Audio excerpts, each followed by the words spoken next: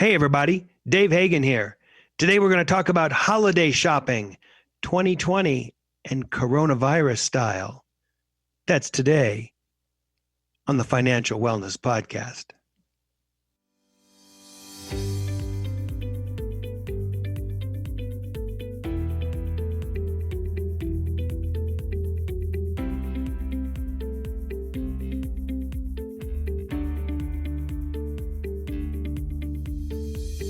Welcome to the Financial Wellness Podcast, Dave's weekly message to keep you on your path to the financial success. Here is your host, financial problem solver and talk show host, Dave Hagan. Hello, everybody, and welcome to this week's edition of the Financial Wellness Podcast, or TFWP, as it's known by some. With me today, Mr. Brian Reed. Hey, Brian, how you doing? Hey there, Dave. Doing you well. Loving How it? are you? You loving it? Loving it. Where are you coming to us today from? I am coming to you from my couch in sunny Southern California. I like it. I'm up in the mountains, so we're coming to everybody from all over Southern California. You know, this podcast is going to come out eventually the second week in December. And we've talked about holiday shopping, TFWP style, 2 years ago. So if you want to go see how we talked about shopping TFWP style 2 years ago, go back to the earlier podcasts and check it out. But I want to revisit this again this year, especially in light of the coronavirus, or I've heard people talk about it as the Rona or the Coronas or the Corona V. But it's changed a lot of things, and it's going to be a very different holiday season. And I'm thinking, how do we still do what we need to do? In other words, in terms of being respectful to each other and doing the things that the government is asking us to do, hopefully on a very temporary basis, and yet still have a happy and fun and successful holiday shopping season. So I want to talk about 10 things that we can do to have a successful TFWP style shopping season, but also one that is taking into account the coronavirus, and talk about how we can still have a good time. So 10 things for successful shopping, Christmas shopping, holiday shopping this year. Number one, most important, number one, determine the amount that you plan to spend. You know, we talk about here on the Financial Wellness Podcast, have a plan, have a plan, have a plan. And of course, for shopping, have a plan. Experts recommend that you spend about 1% of your gross salary on gifts. Wow. That gives you a target to shoot at. I think that's kind of a lot personally, but a lot of financial planning experts say about 1% of your gross. They also say, hey, if you want to include travel, it could be 1.5%. But guess what? The government has said, at least here in California, don't be traveling. So you're not going to spend 1.5%. Don't spend the full 1.5% on gifts.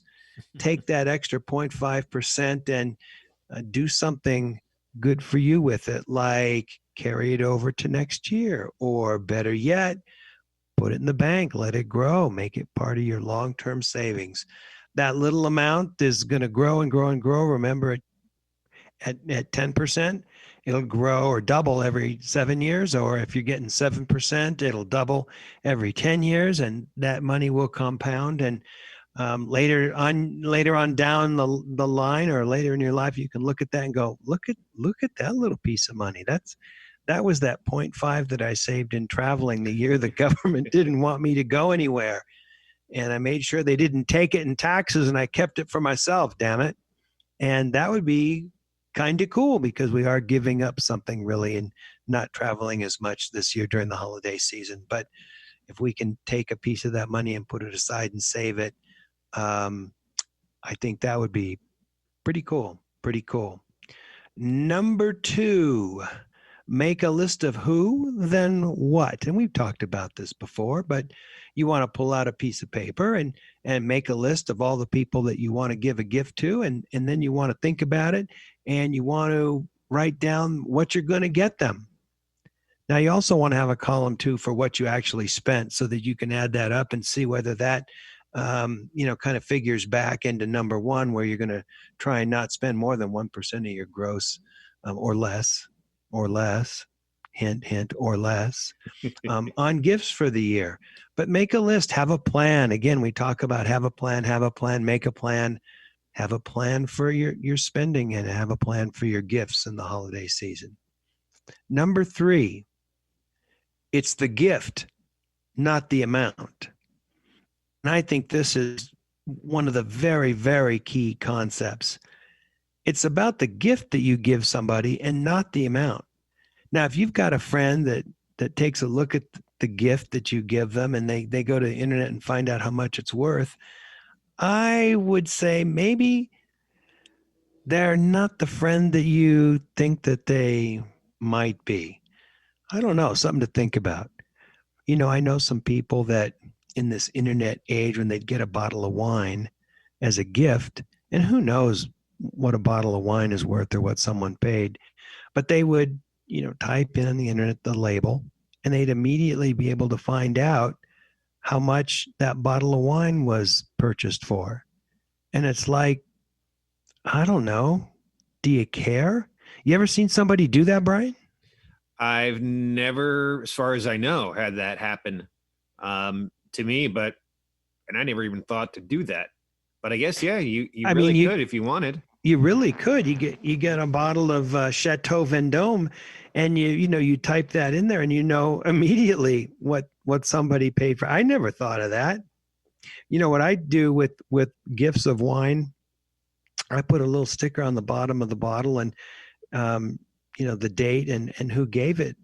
And that way, when we pull it out to have with a meal or something later in the year, we can go, oh, this was the gift from Christmas that, Bob down the street gave us. Mm-hmm. And I don't care what it's worth, but when you open it up, especially, if it's an especially tasty wine, you go, wow, that's really good. Bob's got some taste. I don't care what it's worth, but I think people do, and I've seen this several times before. They go, oh, that's $32.50 at whatever, and I don't care. I care what it tastes like, and of course, I've also found that more expensive wines I don't necessarily taste as more expensive wines. I like what I like, and that's kind of the end of it. Mm-hmm. But I've even gone back to that person, around the 4th of July or whatever, and called them up and said, you gave me a gift of this wine, and it's 4th of July. We had some pasta. We opened up the bottle. And of course, the person on the other line is probably going, it was corked. It was bad. Could they tell it was $2 chuck? But I would say, yeah, it was especially tasty. I just wanted to call and say, thank you. So it's a way to reconnect with them, and thank them potentially, during the year. So the other thought about it's the gift, not the amount, is that you should spend some time thinking about what that person might really like, and think of that as part of the gift. Hey, I spent some time trying to be as thoughtful as possible and finding you something that is not necessarily always considered a gift, but you're really going to enjoy that. And if you think about, all right, we want to fill out our list, and oh, what can I get them? Oh yeah, that would be okay. That would be okay. Spend a few minutes. What do they like? What do they appreciate? Is there something in the past year that this friend or family member said, yeah, I really like that? Well, you can find some of that and get it to them, and create a more meaningful gift. Number 4, plan, then spend. I think a lot of people spend, then maybe try and plan. So put together your plan and then start spending. Number 5, do your legwork and buy on the internet. I mean, this is so true this year. I don't think there's going to be any people walking, or hardly anybody, people walking up and down the malls. We're supposed to stay home right now. And I think that people can do a lot of their legwork, a lot of their research on the internet and buy on the internet. No reason to go out and potentially expose yourself to the virus if you don't need to. And while you're at it, if you're, if you're on the internet, sometimes you can find some really unique gifts that you would never see or think of or buy. If Uncle Ned really likes talking about, dragons, and he likes pens, you can type in dragon pen. And I'll bet you'll find a pen that's shaped like a dragon. And you would have never thought about that or come up with that, otherwise. I told a story a couple of years ago about I found this incredible fountain pen. And I got a couple for myself, and I got a couple for gifts. It was a nice weight, nice feel, wrote nicely, smooth tip, the whole 9 yards. And yet it was coming from China, and more importantly, it was $9. So I was able to give this really killer gift to some people that I knew liked pens for $9. So there's a lot of legwork you can do on the internet, and you can buy on the internet, save your health, and really come up with some cool stuff that you will never see in the malls or in the stores, or stuff that maybe you never even knew existed. How about this? Dave, maybe in the past, people felt like, I don't know what to get them, so I'll just default to something more expensive. But I think you're right. With the internet now, you take a little time, think about the person, what they really like, and you can find something that they would really like and reflects that you actually know them and listen to them, and you can do it cost effectively. Yeah. You don't have to, go big. Now you're touching all the bases, I mean, for a really successful holiday shopping experience. Or you think, oh, I want to get something for Aunt Tilly. And, I know she likes dogs because I see the little dog mugs and stuff around the house. And, I remember when we were visiting, she was talking about, she always gets cold feet. So you type in dog socks. I mean, you'll find thousands of dog socks, too much so, in fact. And in fact, it's kind of unusual when you think about that, but you'll find all sorts of stuff, and find something that's, that has some utility and that has some meaning, and some, you can get your picture or your kid's picture put on almost anything, a face mask, a lunchbox, or whatever. And that's a one-off gift, not tremendously expensive. And yet, if you shop early enough, you can come up with that. We'll talk about shopping early in just a couple minutes. Number 6, always look for free shipping. A lot of people are doing Amazon Prime. I'm doing Amazon Prime. And I always buy the stuff where there's free shipping, because I don't want to buy a $9 pen and pay $20 to have it shipped or delivered. That kind of cuts against the point of it. But yeah, some retailers will ship for free, and Amazon Prime, of course, will ship free as part of that package.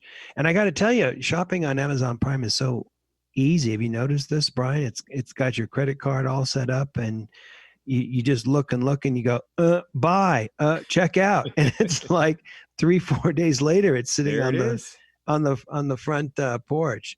It's almost too easy. In fact, a lot of people would say it's unnaturally easy, but well, we're getting to the point now where I'm like, what? It's going to take 3 days to get here? Oh, yeah. I want it tomorrow. Everything ships by tomorrow, right? Yeah. Yeah. I mean, if it's not coming in a couple of days, it's not coming, we bought a carpet that had to be delivered on a boat, and it was not an expensive carpet, by the way. And it's been like 4, 5, 6 weeks or something. And it's like, next, I don't want to wait for that. But if Amazon can get it there tomorrow, or they can get it there, day after tomorrow, I'm digging it. And that way I don't have to think about it, worry about it. I know this is going to sound like an Amazon ad, but you go into the Amazon Fresh store or on the website, and they'll deliver it to your house in 2 hours. 2 hours. Like, what? How is that?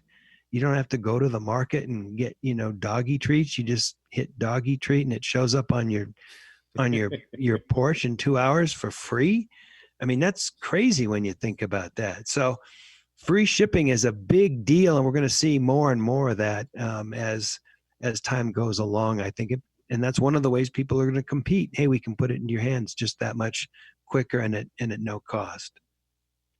Number 7, use cash, then a debit card, then a credit card.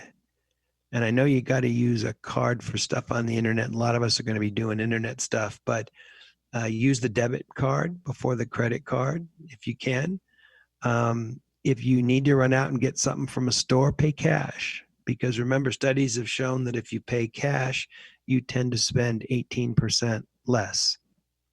Now, you've also got to factor in the cost of the gas and insurance and the depreciation on the car and the parking if you got to pay for parking and the some value for the time value of your money, blah, blah, blah, blah. But if you're going to go somewhere and buy something, pay cash.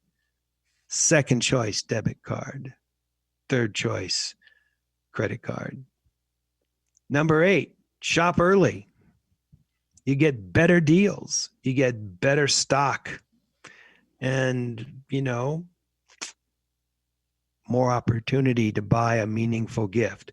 But this year, oh my goodness, I got to tell you, what gives?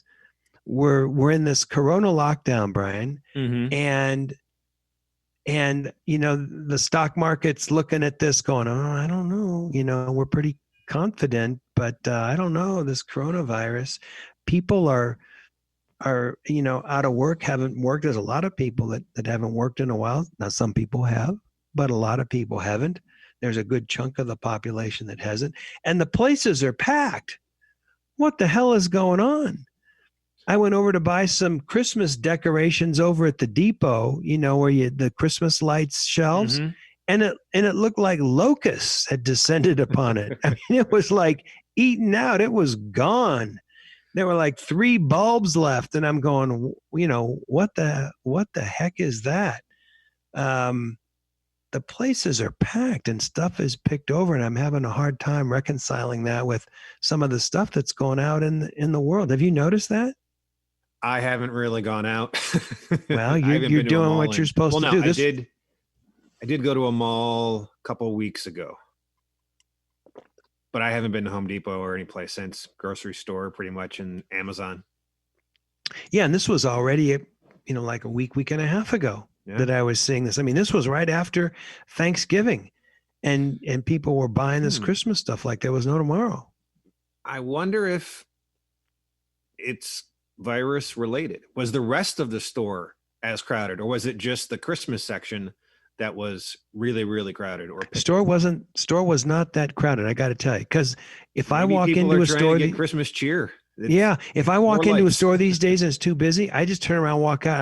I'm just not gonna, put up with that. I'm just not gonna accept that risk. And you may be right. Maybe people are looking for some Christmas cheer in this last year that we will probably refer to as a real 2020. It's pretty bad. It's pretty bad. So I don't know. I said a couple of weeks ago that I went over to the Costco. This was before Thanksgiving, and people are not working and this and that. I saw people hauling out, big ribs and big pieces of meat and bottles of Dom Perignon. I'm going, what the hell's going on? That's not what I'm seeing. Maybe I'm just reading too much of the newspaper or watching too much of the 6 o'clock. I don't know. Maybe people are spending more because they haven't spent it and they should be saving it. But yeah, they're going to try and let's really have a happy Thanksgiving. Let's go all out. Yeah. We have the extra money because we haven't gone anywhere or done anything. Yeah. In 4 months. I was talking to a college professor and she was saying that she had done, a wants needs analysis with her students. And I said, yeah, I'll bet they're finding that they're spending a lot of money, in restaurants and at nightclubs having drinks and stuff like that. And she says, no, actually, that was what we expected to find. And we weren't finding that, but we were finding that college students were spending an awful lot of money on delivery, not only goods, but food, and alcohol. And so, that paradigm has shifted a little bit because of the Corona thing. But, things have changed a little bit. By the way, I saw a survey where they were talking about what alcohol that was being delivered in Los Angeles. What's the number one alcohol in terms of alcohol delivery? I'll bet you never guess. Vodka. Yes, really very good. But what brand of vodka? Oh, I have no clue. Come on, you're hip. You know this stuff. No? Tito's. They wouldn't go Grey Goose. They would go Tito's. Tito's. Yeah, I would say Grey Goose too, right? Because you can't go wrong. But like we're big connoisseurs of vodka. But Tito's, I don't get that. Tito's vodka. No, they've done. I've heard a lot of good stuff. They've been around for a long time, obviously. Really? I mean, I've never. It's just, yeah. Huh. I think they've just gotten bigger and bigger recently. Okay. And it's not that expensive, and it's good vodka. And I guess the college age crowd digs a well marketed vodka. Yeah, it's a good staple. It's not going to miss. I saw some ads recently for it was Smirnoff, and they had what was it, Danson? Ted Danson, is that the guy's name from Cheers? From Cheers, doing like Smirnoff or something. And I thought, wow, you got to market Smirnoff. It's kind of an established brand, but okay. All right. What did we got off on this tangent, this vodka jag or something. But interesting. Shop early, stay out of the malls if you can at all help it. And by the way, that's number 9. Stay out of the malls if at all possible. It's better for your health. And if you do, make sure you go on off times. If it's too crowded, walk out. Just walk out. You don't need to add extra points of risk to your health. And if you can do it at all on the internet, you're probably just that much better off. And then number 10, gift cards are a last resort. So the last number on our 10 tips is also at the bottom of the list. Gift cards, use them as a last resort. I saw a survey that showed out of the $170 billion that was spent on gift cards, that there was still $1 billion in balances still outstanding. So I think that shows that, there's a lot of cards in drawers somewhere that haven't been used, and it's pure profit to the retailer. And only use a gift card as a last resort. Now, maybe if someone specifically likes, like, I don't know, iTunes or Tito's vodka or something, maybe there's a Tito's card or something.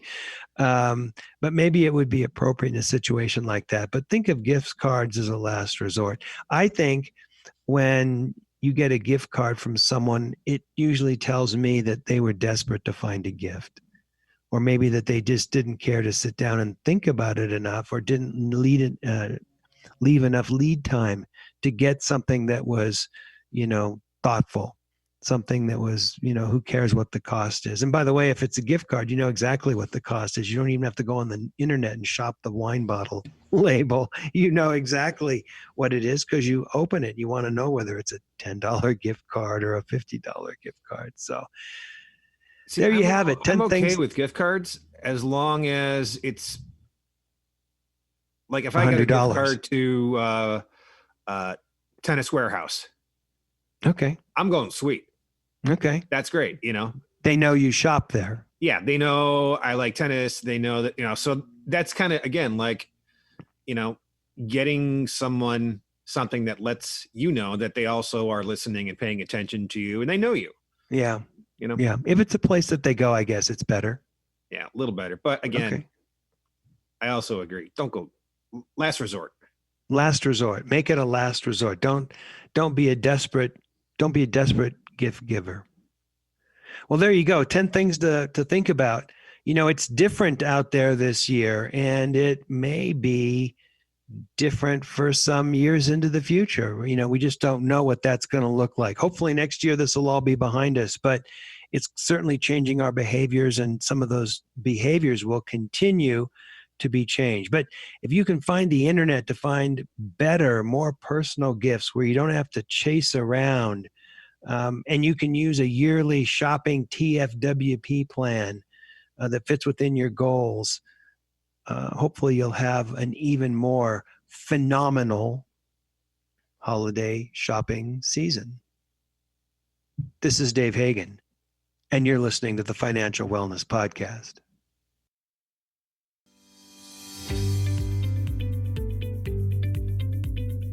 You've been listening to the Financial Wellness Podcast, Dave's weekly message to keep you on your path to financial success. If you have a question that you would like Dave to answer on the podcast, go to thefinancialwellnesspodcast.com. You can leave an audio message with one click of a button, or type your message into the question box. Either way, it's sent right to Dave's phone. Don't forget to subscribe to the podcast so you receive the new episode notifications. Let's listen in now as Dave answers some emails. All right. Well, I don't have an email per se here, but a friend of mine talked to me about this issue, and I thought that it was specific enough and contained enough that we should bring it up and talk about it in the email portion. This friend of mine said to me, he said, I've got a family member who needed a car. His old car, pooped out, and he needed a new one. And he had the ability to purchase a new, not new, but new to him car, a used car, for cash. But when he went in to buy a car, they showed him that he was able to qualify for 0.9% financing. And he looked at that and he thought about it. And what he did was he bought that car and he set up an automatic payment out of his bank account so that he wouldn't be late. And his thought was, hey, I can make interest on the money that is in the bank that I would have otherwise bought for that car. And I will come out ahead because I will make interest on the spread between the 0.9 and whatever return I'm getting on my investments. Isn't that a great idea? What do you think? Well, what do you think, Brian? It's interesting. I've thought about this for a couple of days. I'm just springing on you right now. So I've got some definite thoughts, but I just thought I'd get your first gut reaction. My first reaction is kind of makes sense. Okay. But you'd have to run the numbers, and that would probably tell you, obviously, one way or the other, whether should do it or not. Yeah. I've thought about this. I've thought about this, like I said, the last couple of days. I've thought about it quite a bit. Wrong. No, not necessarily. Everybody knows their truth, and you got to do what's right for you. But this was my thought, and I've done this before. I got to tell you, in years past, I've done this before. I went in and got 0.0%, and I said, no, I don't. I'm gonna pay for the car, and they said, but we have a special going. We'll pay you $1,000 if you take 0.0%. And I said, well, you're gonna pay me to borrow money at no interest? Okay, that's great. But what happened was, by the third or fourth year, now the car's not new, and I'm still pulling that money out to pay that 0.0, and I just ended up, paying it off early. But in this particular scenario, there was something subtle going on, I think, Brian, and that's the point that I wanted to make.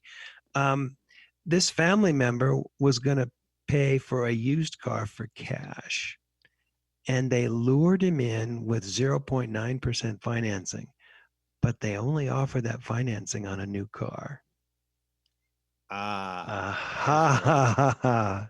Right?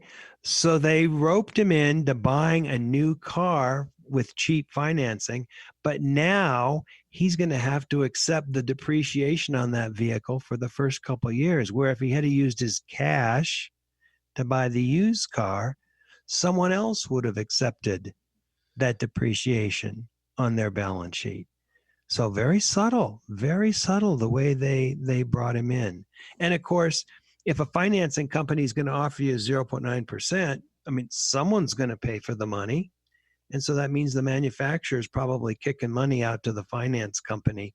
And it's all built into the price of the car. You're paying for it anyway. So my first reaction was, yeah, what a great deal.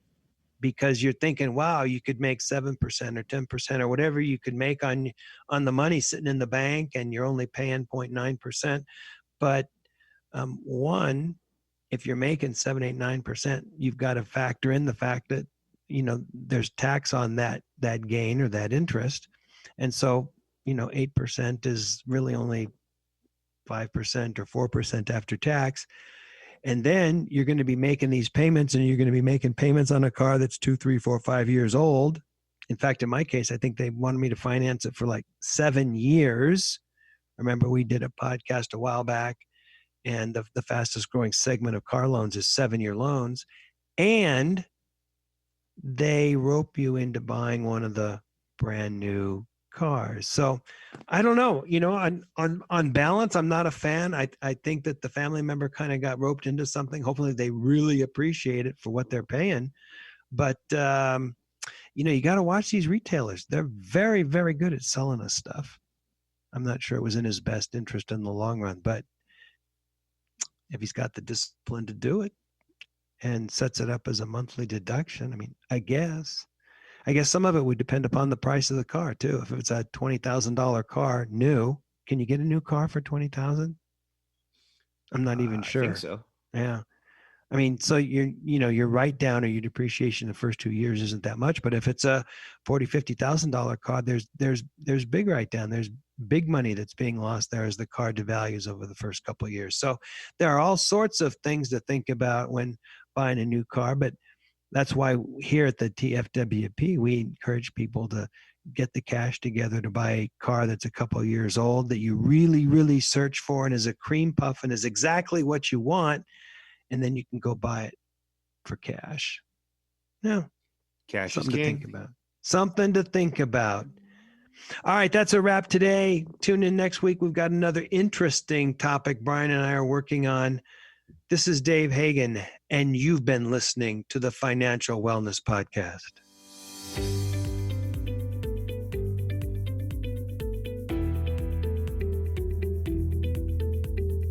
You've been listening to the Financial Wellness Podcast, Dave's weekly message to keep you on your path to financial success.